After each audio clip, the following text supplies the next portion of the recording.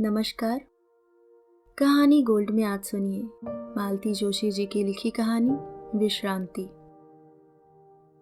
राम राम कही राम कही, राम राम कही राम, तन परिहरी रघुवर विरह, राउ गयूं सुरधाम। दोहा पढ़ते पढ़ते उनकी आंखें भर आईं। आंखों के सामने 4 महीने पहले वाला दृश्य तैर गया। बाबूजी इसी तरह छोटे का नाम रटते रटते चले गए थे। इतने सारे तार और फोन देने के बावजूद वह समय पर नहीं पहुंच पाया था। वह यही समझता रहा कि बड़े भैया ने हर बार की तरह घबराकर उसे बुलवा भेजा है। बाबूजी 2-4 दिन में अपने आप ठीक हो जाएंगे। पर इस बार उसका सोचना गलत साबित हुआ। पथराई आंखों से उसकी राह देखते देखते बाबूजी चल बसे थे। उनकी मृत्यु की सूचना मिलने के बाद ही वह चल पड़ा था, पर उसके भाग्य में पिता के अंतिम दर्शन नहीं लिखे थे। वह घर पहुंचा तब तक लोग शमशान भूमि से लौट चुके थे। उफ, उस समय छोटू कैसे बिलख बिलख कर रोया था। स्मृतियों का भार जब असहाय हो गया तो उन्होंने आंखें पोंछकर फिर पाठ में मन लगाना चाहा। पर इसके बाद तो रानियों के विलाप का वर्णन था। वह प्रसंग तो किसी तरह उनसे पढ़ा ही नहीं गया। गोद में रामायण लिए बैठी रही, हाथ जोड़कर बोली, कौशल्या महारानी, तुम तो साक्षात भगवान की माँ थी। जब तुम्हें भी यह दिन देखना पड़ा तो मैं किस खेत की मूली हूँ। उन्हें वे सारे व्रत नियम याद आने लगे जो वे सुहाग के लिए किया करती थी। पता नहीं कहाँ कैसी चूक हो गई। जब तप व्रत उपवास दान पुण्य कुछ भी तो काम नहीं आया। अंतिम क्षण तक उन्हें आशा थी कि कोई न कोई चमत्कार होगा और वे अपने सत्य के बल पर उन्हें बचा लेंगी, यम के दरवाजे से लौटा लाएंगे। पर कुछ नहीं हुआ। होइए सोई जो राम रचि राखा, उन्होंने एक दीर्घ निश्वास के साथ कहा। रामायण माथे से छुआई और आले में रख दी। तभी रसोई से बहू की भरभराहट सुनाई दी। यूं तो बड़ी की आदत है कि काम करते वक्त बकझक करती ही रहती है, पर उन्होंने जब से गृहस्थी से मन हटा लिया था वह उस पर कान नहीं देती थी। पर बात अपने बारे में हो तो सुनाई दे ही जाती है। उसे भी अनसुना कर दें ऐसी महात्मा तो वे नहीं है। बहू की बड़बड़ाहट जारी थी। बस सुबह से भगवान के आगे नाक पकड़कर बैठ जाएंगी या वो पोथा उठा लेंगी। घंटे भर से देख रही हूं कि वे पढ़ ही नहीं रही हैं, गोद में लेकर बैठी हैं। पर क्या मजाल जो रसोई में जरा झांक ही लें। जानती हैं सुबह से मैं अकेली खटती रहती हूँ, पर कभी उन्हें यह नहीं लगता कि लाओ जरा इसका हाथ ही बटा ले। जरा उसे अपने दुख से तो उबर लेने दे भगवान। अम्मा कितनी मेहनत मशक्कत वाली हैं, यह क्या तू जानती नहीं? थोड़ा सब्र करना भी तो सीखो। इतने बड़े दुख का पहाड़ टूटा है उस पर, जरा उसे सांस तो लेने दो। अरे अम्मा, पूजा हो गई तुम्हारी? दरवाजे में खड़ी अम्मा को देखकर बड़ा चौंक पड़ा। मेरी पूजा का क्या है बेटा, वह तो दिन भर चलती रहती है। मन बहलाने का बहाना है बस। मुझे लगा तुम कुछ कह रहे थे इसलिए उठकर चली आई। कुछ नहीं अम्मा, ये मेथी का साग तोड़ना था बस। दफ्तर को देर हो रही है ना, तो विभा ने सोचा अम्मा जी तोड़ देंगी तो जल्दी से छौंक देगी। साग तोड़ने में मेरे कोई हाथ पांव थोड़े ही घिस जाएंगे बेटा, पर डरती हूँ। साल भर से तो तुमने मुझे अछूत करार दे रखा था। पानी का घड़ा भी छूती थी तो 100 बातें सुननी पड़ती थी। बहू की शक्ल देखने लायक हो गई। अम्मा जी दिन रात बाबूजी की गंदगी उठाती थीं, तो उनका रसोई में आना उसे सचमुच सुहाता नहीं था। बड़का भी इस बात को जानता था, इसलिए उसने बात को नया मोड़ देकर कहा, अम्मा उस समय तुम बाबूजी की तीमारदारी में ही इतना थक जाती थी कि विभा चाहती थी कि कम से कम रसोई के झंझट से तुम बची रहो। बेटे उस समय रसोई में आती थी तो उन्हीं के लिए, जानती थी कि उनके गिनती के दिन बचे हैं, इसलिए चाहती थी कि उनकी कोई भी इच्छा बाकी न रहे। पर जब भी रसोई में पांव दिया बहू ने दुरदुरा दिया। अब मुझे रसोई से क्या करना है? 2 रोटी से मतलब है, जब खिलाओ जैसे खिलाओ खा लूंगी। बहू अपना सा मुंह लेकर रह गई। उस समय की बातें अम्मा जी ने मन में गांठ बांध ली होंगी, इसका उसे पता ही नहीं था। पर वह क्या करती, उस समय सचमुच उनका छुआ कुछ भी खाने से उसे उबकाई आती थी।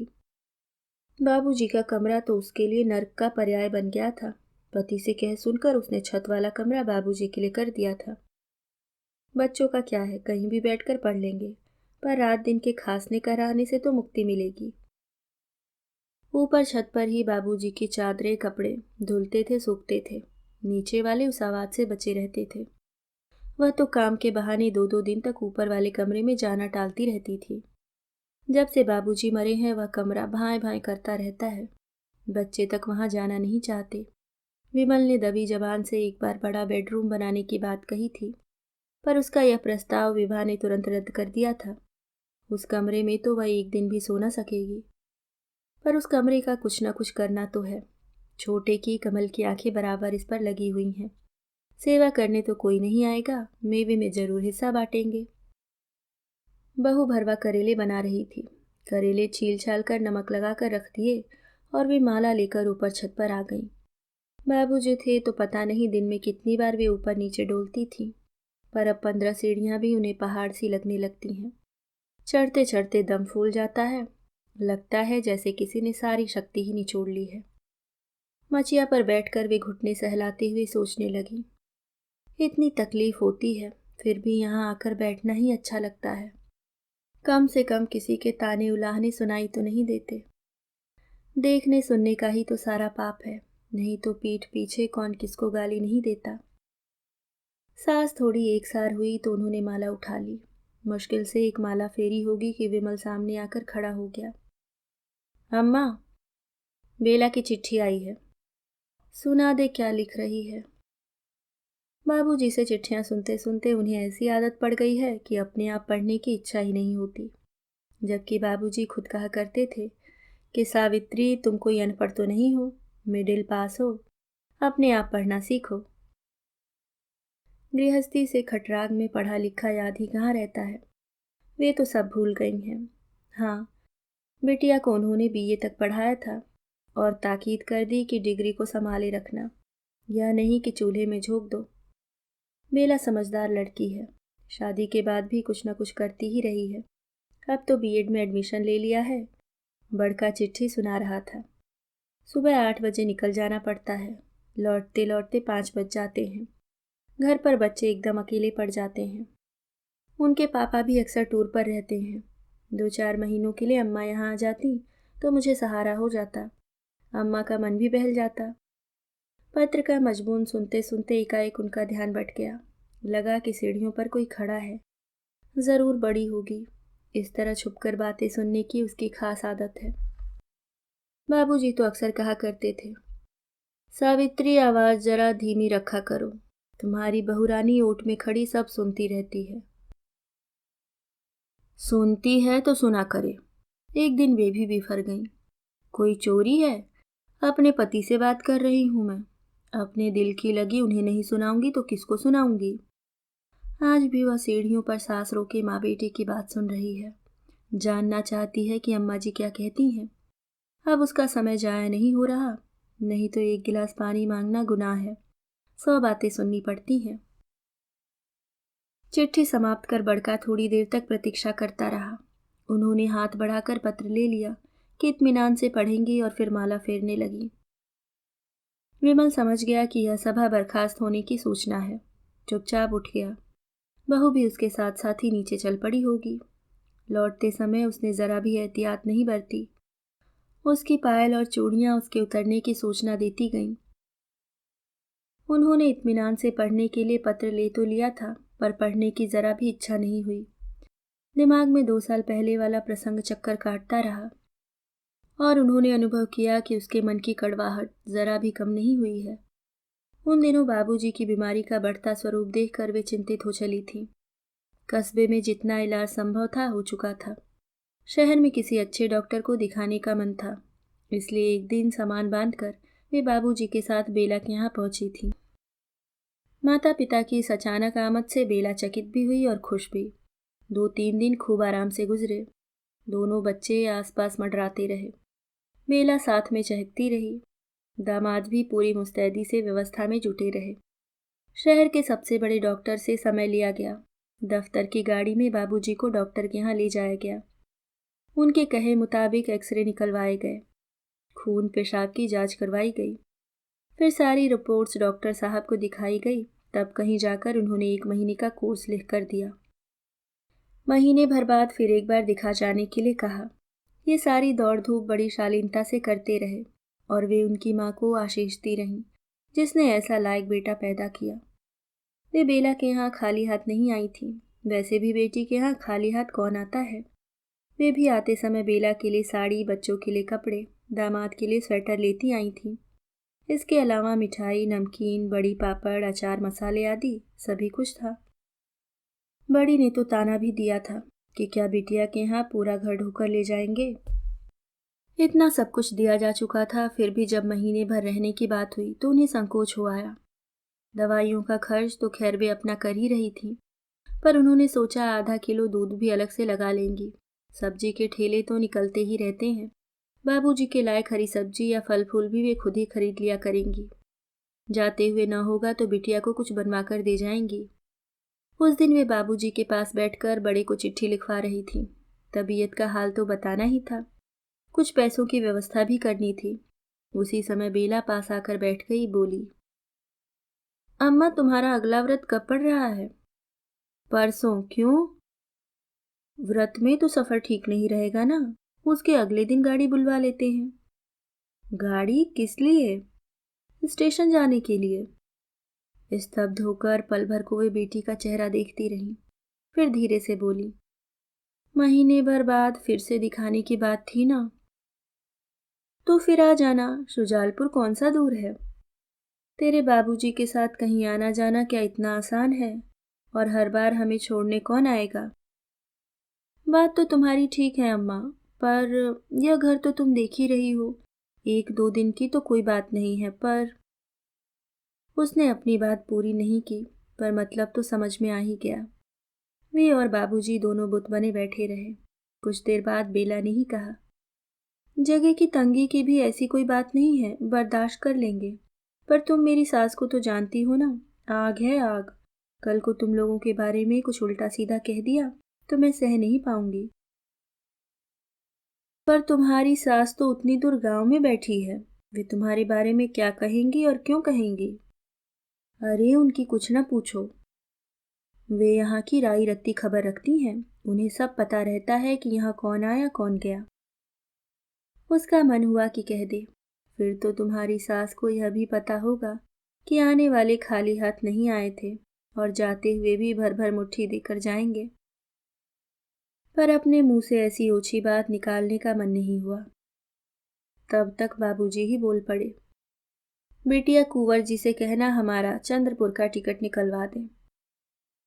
अब एक बार घर से निकले ही हैं तो कमल के यहाँ भी हो आएंगे, पता नहीं फिर निकलना हो न हो। बेला ने जैसे राहत की सांस ली। हाँ, यह ठीक रहेगा। कुछ दिन वहां रह लीजिए, फिर महीने भर बाद यहाँ दिखाते हुए घर चले जाइएगा। बेटिया के चेहरे पर उभरा राहत का भाव देखकर उन्हें बहुत पीड़ा हुई। बेटिया चाहे न समझी हो, पर वे अच्छी तरह जानती थी कि इस समय बाबूजी ने छुटके के यहाँ जाने की बात क्यों की है। वे खुद भी तो इतनी जल्दी घर लौटना नहीं चाहती थी।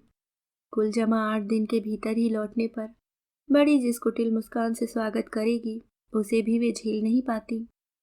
वैसे छोटे के यहाँ भी कौन से पलक पावड़े बिछे थे। ये लोग जब भी गए बहू अड़ोस पड़ोस में कहती फिरी थी कि इन लोगों का जब मन होता है मुंह उठाकर चले आते हैं। दूसरों की सुविधा असुविधा से इन्हें कोई मतलब नहीं है। यही छुटका अम्मा का सबसे लाडला था। हमेशा कहता, अम्मा मेरी शादी होने दो फिर देखना, तुम्हें तिनका भी नहीं उठाने दूंगा। छोटे की शादी भी हुई, चांद से दुल्हन भी आई, पर अम्मा वहीं की वहीं रही। उनकी जिंदगी में कोई बदलाव नहीं आया, उल्टे छोटा ही बदल गया। पता नहीं क्यों उसे एकाएक अपने पिता देहाती, माँ दकियानूसी, भाभी फूहड़ और भतीजे गवार नजर आने लगे। जब भी वहां जाते हैं तब दोनों प्राणी साथ साधे रहते हैं कि कहीं कोई ऐसी वैसी बात न हो जाए और बेटे बहू के सामने नीचा देखना पड़े। फिर भी इस समय बाबूजी ने उसी के यहाँ जाना तय किया। दामाद को टिकट के पैसे थमाकर बचे हुए पैसे माँ ने बेटी के हाथ पर रख दिए कि भाभी के लिए कोई अच्छी सी सौगात ले आ। छोटे की लड़कियों के फ्रॉक लाना उनके बूते का नहीं था, इसलिए खिलौने मिठाई का सरंजाम बेला ने कर दिया। इस तरह पूरे साथ सामान के साथ वे लोग धड़कते दिल से गाड़ी में बैठे। स्वागत की जरा भी आशा नहीं थी। जब देखा कि छोटा उन्हें लेने के लिए सपरिवार आया हुआ है तो जी जुड़ा गया। इस बार कमल के घर का वातावरण अपेक्षाकृत अच्छा था। बहू ने बातों बातों में पता कर लिया कि ये लोग 8-10 दिन के लिए ही आए हैं, इसलिए उसका मूड ठीक बना रहा। छुटका भी उन लोगों के लिए सुबह जल्दी उठकर चाय बना देता। गाड़ी का जुगाड़ अगर हो जाता तो शाम को घुमा देता। रात को उनके पास बैठकर देर तक बातें करता रहता। लड़कियां भी दादी की गोद में बैठकर कहानियां सुनती, दादाजी को स्कूल के किस्से सुनाती। कुल मिलाकर दिन मजे से गुजर रहे थे। एक दिन कमल दफ्तर से 2 बजे ही लौट आया। आते ही माँ के बिस्तर पर लेट गया और बोला, अम्मा जरा बढ़िया वाली अदरक की चाय तो बना दो, सिर दर्द के मारे फटा जा रहा है। वे तत्परता से उठकर भीतर गईं और लौट आईं। सिर झुकाकर अपराधी स्वर में बोलीं, छूट के रसोई में तो ताला पड़ा हुआ है। कमल का चेहरा शर्म से काला पड़ गया। एक तो सिर दर्द से वैसे ही परेशान था, ऊपर से यह हादसा हो गया। वह तो एकदम बौखला गया। 4 बजे जब अरुणा क्लब से लौटी वह भरा बैठा था। उसके घर में पांव देते ही बरस पड़ा, इस घर में क्या चोर डाकू बसते हैं जो तुम किचन में ताला डालकर जाती हो? वहां तुम अपनी किटी पार्टी में मजे उड़ाती रही, यहाँ मैं 2 घंटे से चाय के लिए तड़प रहा हूँ। मुझे क्या सपना आया था कि तुम आज जल्दी आ रहे हो? अरुणा ने ताला खोलते हुए तुर्की बतुर्की जवाब दिया। पर ताला लगाने की क्या जरूरत थी? नौकरों तक के लिए सारा घर खुला पड़ा रहता है और नौकर अपने कायदे से रहते हैं। यहाँ तो जरा सा मौका मिला नहीं कि अल्लम गल्लम पकना शुरू हो जाता है। फिर उनकी ठुल ठुल से रात में सबकी नींद हराम होती है। उनका जी चाहा कि धरती फट जाए और वे उसमें समा जाएं। वे तो खुद ही डरती हैं। छोटी की रसोई में कभी पाँव भी नहीं देती। अल्लम गल्लम क्या पकाएंगी? हाँ, 1-2 बार अदरक वाली चाय जरूर बनाई थी। बाबूजी बेचारे पानी वाली फीकी चाय पी पी कर बोर हो गए थे। कहते, अरे किसी दिन चाय सी चाय तो पिलाया करो, यह क्या रोज रोज गोमूत्र पकड़ा देती हो। बाबूजी की फरमाइश पर उन्होंने सिर्फ एक बार दलिया बनाया था। बहू के हाथ का दलिया खा खा कर वे आजी जा चुके थे। कहते, परहेज के नाम पर यह क्या मिट्टी का लोंदा परोसा जाता है, मुझे तो देखकर उपकाई आती है। बीमारी के कारण बाबूजी के मुंह का स्वाद चला गया था। वे चिड़चिड़े हो गए थे, पर उनकी शिकायत सचमुच वाजिब थी। छोटी की रसोई बड़ी टिपटॉप थी, पर उसके खाने में जरा भी स्वाद नहीं था। जबान तो बड़ी की भी तेज चलती है, पर उसके हाथ में रस है। छोटी तो जैसे पानी में सब्जी छौंकती है, पता नहीं लड़का खाता कैसे है, जबकि घर भर में उसके ही सबसे ज्यादा नखरे थे। उसी छोटी ने उन पर इतनी बड़ी तोहमत लगा दी, साथ ही बाबूजी की खांसी का उद्धार भी कर डाला। इसके बाद वहां रहना उन्हें गवारा नहीं हुआ। उन्होंने दबी जबान से वापसी की बात की। छोटे ने भी उन्हें रुकने का आग्रह नहीं किया। ठीक भी था, माँ बाप के लिए वह बीवी से बैर क्यों लेता, अपने घर की शांति क्यों भंग करता। उसने बेटे का फर्ज इतना ही निभाया कि भोपाल तक आकर छोड़ गया। शुजालपुर की गाड़ी में बैठा दिया। बाबूजी ने बेला के यहाँ जाने से एकदम इनकार कर दिया था, क्योंकि डॉक्टर की तारीख में अब भी 1 हफ्ता बाकी था। बोले, सावित्री, अब बुढ़ापे में मेरी मिट्टी और खराब मत करो, अपनी बची खुची इज्जत लेकर घर लौट चलो। आज बेला की चिट्ठी आई है तो पिछला सब कुछ याद आ रहा है। जिस समय उन्हें जरूरत थी, बेला के घर में जगह नहीं थी। उसे सास का डर खाए जा रहा था। अब बुला लेना अपनी सास को, अम्मा का निहोरा क्यों कर रही है। रात खाना खाते हुए बड़े ने पूछा, अम्मा फिर तुमने क्या तय किया? किस बारे में? यही बेला के यहाँ जाने के बारे में। तुम लोग क्या पागल हो गए हो? अभी तुम्हारे बाबूजी को गुजरे 6 महीने भी नहीं हुए हैं और मैं दामाद के यहाँ चली जाऊं। यह तो सोचो कि लोग क्या कहेंगे, उसकी सास क्या कहेगी। बड़ा फिर चुप हो गया, कुछ नहीं बोला। जब वे आंगन में हाथ धो रही थी, उन्हें बहू की फुसफुसाहट सुनाई थी। मुझे तो मालूम था वे कहीं नहीं जाएंगी, यहीं हमारी छाती पर मूंग दलेंगी। अनायास ही फिर से बाबूजी याद आ गए। एक बार बहू की जबान दराजी से दुखी होकर वे रो दी थी। उस समय बाबूजी अपनी सारी शक्ति बटोर कर दहाड़े थे। तुम क्यों रोने बैठ गई सावित्री? तुम किसी की दबैल नहीं हो, किसी के दरवाजे नहीं पड़ी हो, या घर तुम्हारा है। जिसे यहाँ पुसाता न हो वह शौक से जा सकता है। इसके बाद बहू थोड़ा संभल गई थी। जानती थी ना कि इतना बड़ा घर किराए पर लेने जाएंगे तो 1000-1200 से कम में न मिलेगा। उन्हें लगा कि बहू को एक बार फिर से यह बात याद दिलाने की जरूरत है। हाथ धोकर पल्लू से हाथ पोंछती हुई वे इत्मीनान से भीतर आईं और सहज भाव से बोली, बहू मैं अपने घर में बैठी हूँ। बेला को दिक्कत हो तो बच्चे यहाँ भेज दे या अपनी सास को बुला ले। हमने कोई ठेका थोड़े ही ले रखा है। सास के ये तेवर बहू के लिए एकदम नए थे। अपनी चारपाई पर लेटी नींद की आराधना कर रही थी कि दरवाजे पर रिक्शा रुका। कपिल दौड़ा दौड़ा बाहर गया और वहीं से चिल्लाया, चाचा आए हैं। चाचा?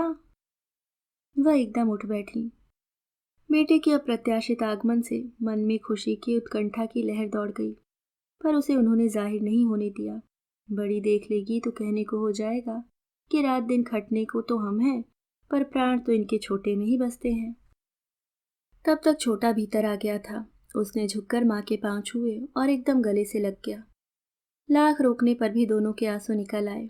बड़ी जब पानी का गिलास लेकर आई तो उन्होंने मुश्किल से अपने को जब्त किया और पल्लू से आंखें पोंछते हुए बोली, अचानक कैसे चला आया रे? न चिट्ठी न पत्री। अपने घर ही तो आना था अम्मा, चिट्ठी पत्री की क्या जरूरत थी? बस तुम्हें देखने का मन हुआ और चला आया। और अब आया हूं तो तुम्हें लेकर ही जाऊंगा। इस बार कोई बहाना नहीं चलेगा। अम्मा जी अभी साल भर कहीं नहीं जाएंगी। पिछले दिनों बेला ने भी बुलाया था, मना कर दिया। बेला की बात और है भाभी, वह तो पराया घर हुआ ना। मेरे यहाँ जाने में कोई हर्ज थोड़े ही है। क्यों अम्मा? ये बातें बाद में होंगी, तू पहले हाथ मुंह धो ले, तब तक भाभी खाना गर्म कर देंगी। रात छोटे का बिस्तर उन्हीं के बगल में लगा दिया गया।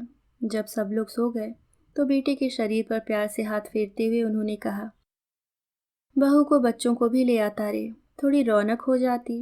रीनू चीने को देखे कितने दिन हो गए। मुझे याद भी करती हैं कि नहीं? खूब करती हैं। उन्होंने तो खास तौर पर तुम्हें ले आने को कहा है। अभी साथ ले भी आता, पर 4 दिन में ही उनकी पढ़ाई का इतना हर्जा हो जाता है कि अगले 8 दिन तक भुगतना पड़ता है। अब कोई वो हमारे जमाने वाली पढ़ाई थोड़ी ही रही कि मामा के यहाँ महीना भर रह आते थे, फिर भी कोई फर्क नहीं पड़ता था। ठीक कहता है तू, मुझे तो कपिल कुणाल के बस्ते देखकर ही डर लगते हैं। एक बात और है अम्मा। छोटे का स्वर एकदम बदला हुआ था। क्या? बाबूजी बीमार थे तब की बात और थी, आना ही पड़ता था। अब तुम्हारी बहू कहती है वहां जाकर क्या करेंगे? अपना कहने को उठने बैठने को कहीं बित्ते भर जगह भी तो नहीं है। मैं तो खैर इस घर का लड़का हूँ, कहीं भी पड़ा रहता हूँ, पर उसे तो इस तरह रहने की आदत नहीं है। फिर भाभी को तो तुम जानती ही हो, इसलिए तो बेचारी अरुणा हर छुट्टी में मैके भागती है। उसे अच्छा थोड़े ही लगता है, पर क्या करे, अपना कहने लायक कोई ठिकाना तो हो।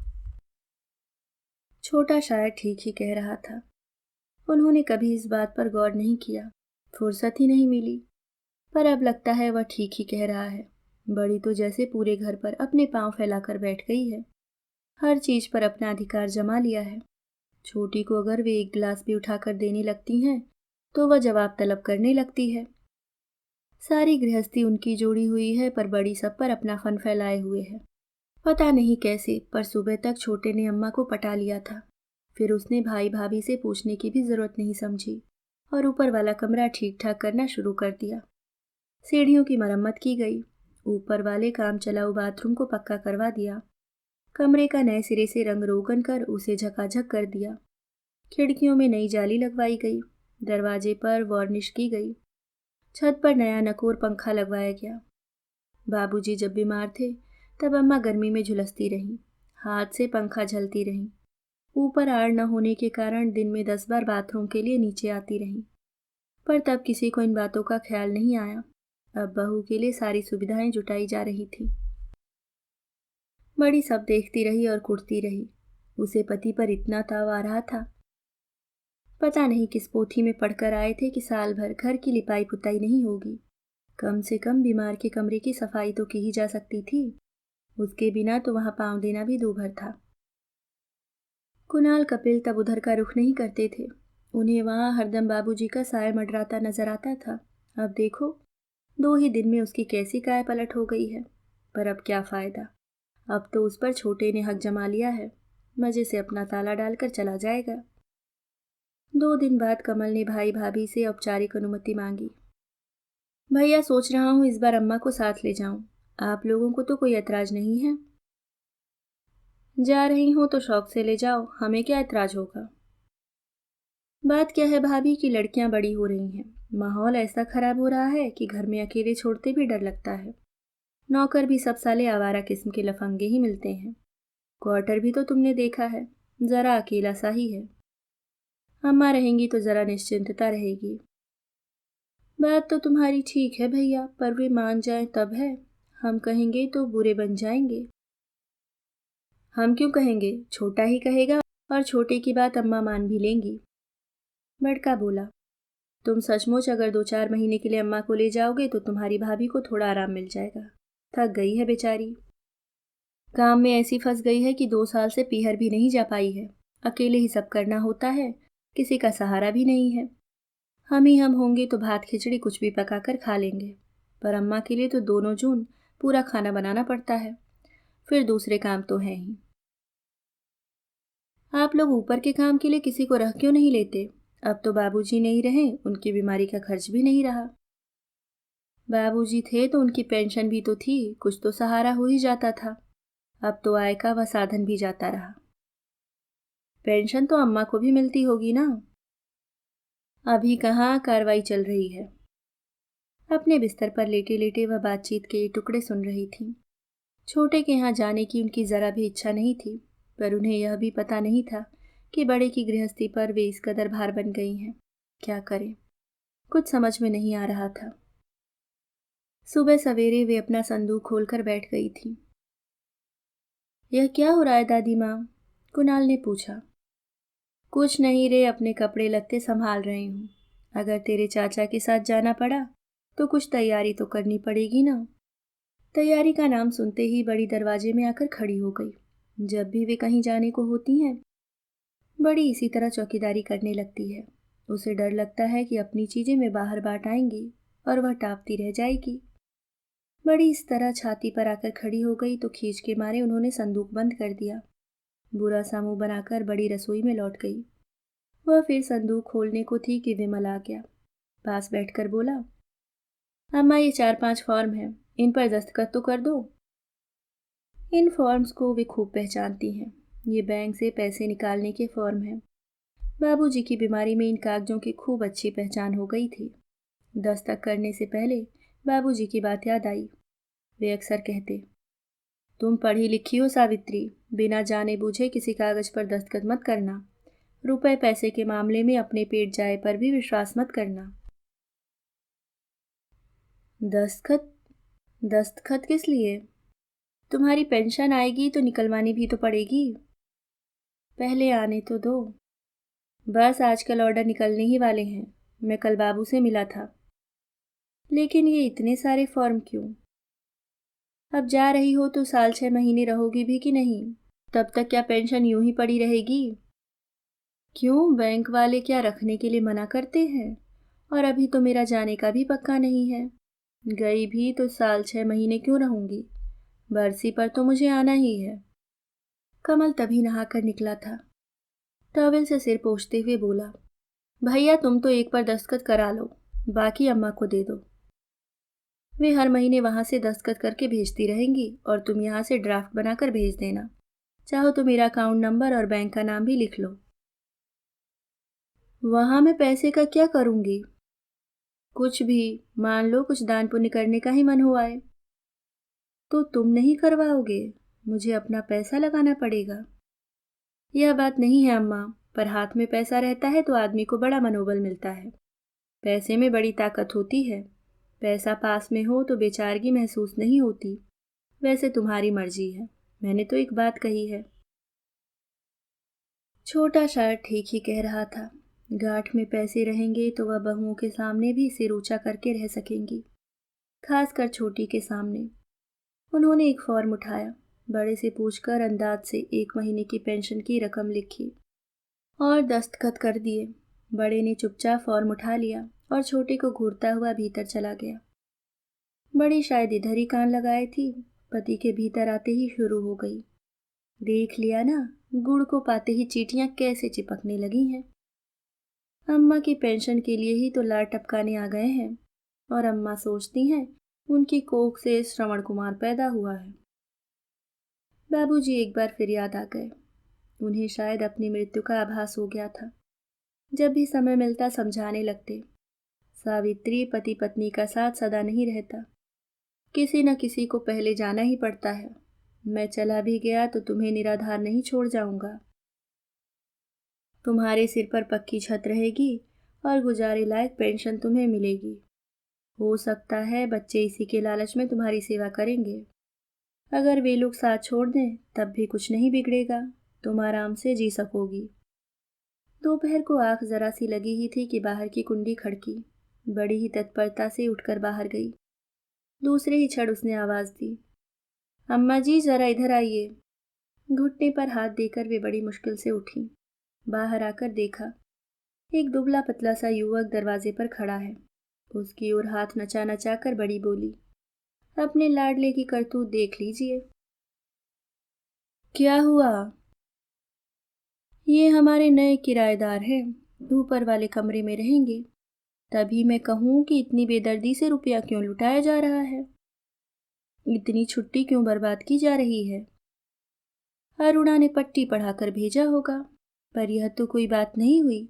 हमारे ही सिर पर किसी को लाकर बैठाएंगे और हमसे पूछेंगे भी नहीं। तुम थोड़ी देर चुप नहीं रह सकती? उन्होंने बहू को घुड़क दिया और फिर आगंतुक से मुखातिब होकर बोली, हाँ बोलो, क्या बात है? वह बेचारा क्या बोलता, बमबारी से पहले ही घबरा गया था। हकलाते हुए बोला, मैं अरुण सक्सेना का साला हूँ। यहाँ बैंक में अपॉइंटमेंट हुआ है। कमल जी ने कहा था उनके यहाँ एक कमरा खाली है। अरुण सक्सेना को तो आप जानती हैं ना? हाँ जानती हूँ, कमल का दोस्त है। पर बेटे कमल तो यहाँ रहता नहीं है, उसे शायद कुछ गलतफहमी हुई है। यहाँ तो कोई कमरा नहीं है, तुम्हें नाहक तकलीफ हुई, माफ करना। जी कोई बात नहीं, उसने कहा और चलता बना। अच्छा हुआ जो सिर्फ कमरा देखने आया था, सामान लेकर आता तो अच्छी खासी फजीहत हो जाती। उसके जाते ही उन्होंने बहू को ताकीद कर दी कि इस लड़के के बारे में छोटे से बात भी न करना। अगर उसने हमसे कुछ नहीं बताया तो हम भी नहीं बताएंगे। अगर खुद बात छेड़ेगा तो मैं निपट लूंगी। या तो कमल की अरुणा सक्सेना के साले के साथ भेंट ही नहीं हुई, या फिर उसे घर में किसी से जवाब तलब करने की हिम्मत नहीं पड़ी। जो भी हो, दिन अच्छे से गुजर गया, कोई बखेड़ा नहीं हुआ। रात खाना खाते हुए उन्होंने सहज भाव से पूछा, छोटे ऊपर के कमरे की मरम्मत में कितना खर्च आया होगा? कमल चकित हो गया। यह सब क्यों पूछ रही हो अम्मा? ऐसे ही, सच तूने बड़ा अच्छा काम किया। मेरी कितने दिनों की साथ थी जो अब पूरी हुई। कितने साल हो गए जब तुम लोगों के पढ़ने लिखने के लिए बनवाया था। एक बार जो बन गया सो बन गया, दोबारा उसमें चम्मच भर सीमेंट तक लगाने की सुविधा नहीं हुई। हाथ हमेशा तंग ही रहा। खैर, अब तुमने कमरा ठीक ठाक कर दिया है तो कुछ दिन मैं रह लूंगी। कपिल बेटे, कल मेरा बक्सा और चारपाई ऊपर पहुंचा देना। लेकिन अम्मा, कल तो तुम मेरे साथ जा रही हो। नहीं जाऊंगी, मैंने अब सोच लिया है कि बरसी तक मैं कहीं नहीं जाऊंगी। बाद में देखा जाएगा, और तुम्हारा जो भी पैसा लगा हो मुझे बता देना। मेरी पेंशन मिलने लगेगी तो थोड़ा थोड़ा करके सब चुका दूंगी। ये क्या कह रही हो अम्मा? ठीक ही तो कह रही हूँ। मेरे मकान पर तुम क्यों खर्च करोगे? वह मैंने तुम्हारे नाम लिख दिया होता तो और बात थी, और अभी तो मैं लिखूंगी भी नहीं। हिस्सा बांट जो भी होगा मेरे मरने के बाद। विमल बेटे, मेरी पेंशन कितनी बनेगी? यही कोई 800, 850। ठीक से तो याद नहीं है। तो ठीक है, 400 में इसकी किस्त दे दूंगी और 400 तुम मेरे खाने खर्चे के रख लेना, ठीक है ना? छी अम्मा, कैसी बात करती हो? मैं तुमसे खाने का खर्च लूंगा। उसमें हर्ज ही क्या है? मिल रहे हैं इसलिए दे रही हूँ। वैसे तो मुझ में भी अभी पकाने का हौसला है। पर तुम्हारी बेकार में बदनामी होगी। इसकी किस्तें चुक जाएंगी तो बाकी पैसा बैंक में रहने देंगे। मेरी हारी बीमारी के काम आएगा। बुढ़ापे में 100 खर्च होते हैं। तुम्हारा तो दिमाग चल गया है अम्मा, कैसी उल्टी सीधी बातें कर रही हो। छोटे की बड़ी देर बाद बोल फूटा। वे सठिया गई हैं। भगवान ने 2 बेटे दिए हैं और उन्हें अकेले रहने का शौक चल रहा है। अकेली तो मैं अब हो ही गई हूँ बहू। ऊपर नीचे कहीं भी रहूं क्या फर्क पड़ता है। अकेली तो मैं तब भी थी जब बाबूजी को लेकर ऊपर पड़ी रहती थी। तब तो मेरी किसी ने सुध नहीं ली। 2 सालों में एक रात भी नींद भर सो नहीं पाई। एक दिन भी मैंने पेट भर खाना नहीं खाया। चिंता से प्राण सूख गए थे। पर उस समय भी कोई मेरा दुख बांटने नहीं आया। उस समय तो अम्मा सबके लिए भार थी। हर कोई दुरदुरा रहा था। यह घर हमारा अपना नहीं होता तो शायद यहाँ से भी निकाल दिए जाते। बस अम्मा, अब बहुत हो चुका है। नहीं विमल, अभी बस कहाँ हुआ है। मुझ पर दुख का पहाड़ टूट पड़ा। रात दिन मन में हाहाकार मचा रहता है। फिर भी तो तुम लोगों की जोड़ तोड़ जारी है। बड़ी चाहती है कि मैं रसोई संभाल लूं या कहीं टल जाऊं। बेला चाहती है कि मैं उसके बच्चे संभाल लूं ताकि वह पढ़ाई कर सके। छोटे की इच्छा है कि मैं उसके घर की चौकीदारी करूं ताकि राजा रानी बेफिक्र होकर घूम फिर सके। पर कोई यह नहीं पूछता कि अम्मा तुम क्या चाहती हो, तुम्हारे मन में क्या है। बोलते बोलते उनकी सांस भर आई थी। उन्होंने दीवार से सिर टिका लिया और निढाल होकर बोली, मैं बहुत थक गई हूँ, शरीर से भी और मन से भी। मुझसे अब कुछ नहीं होता। मुझसे अब कोई आशा मत रखना। रसोई में सन्नाटा सा खिंच गया था। सब एक दूसरे से आंखें चुराते हुए स्तब्ध बैठे थे। किसी को पता ही नहीं चला कि कब कुणाल उठकर दादी के पास जाकर बैठ गया। अपने जूठे हाथों से ही दादी की गलबहियां लेते हुए उसने कहा, फिक्र मत करो दादी माँ, मैं हूं ना, मैं तुम्हें अकेले नहीं रहने दूंगा। मैं भी तुम्हारे साथ ऊपर सोऊंगा। उन्हें लगा जैसे उनके मन का सारा आक्रोश, सारा सूनापन इस प्यार भरे स्पर्श ने, इस भोले आश्वासन ने हर लिया है। लोग शायद इसी दिन के लिए संतान की कामना करते हैं। आप सुन रहे थे मालती जोशी जी की लिखी एक मार्मिक कहानी, विश्रांति।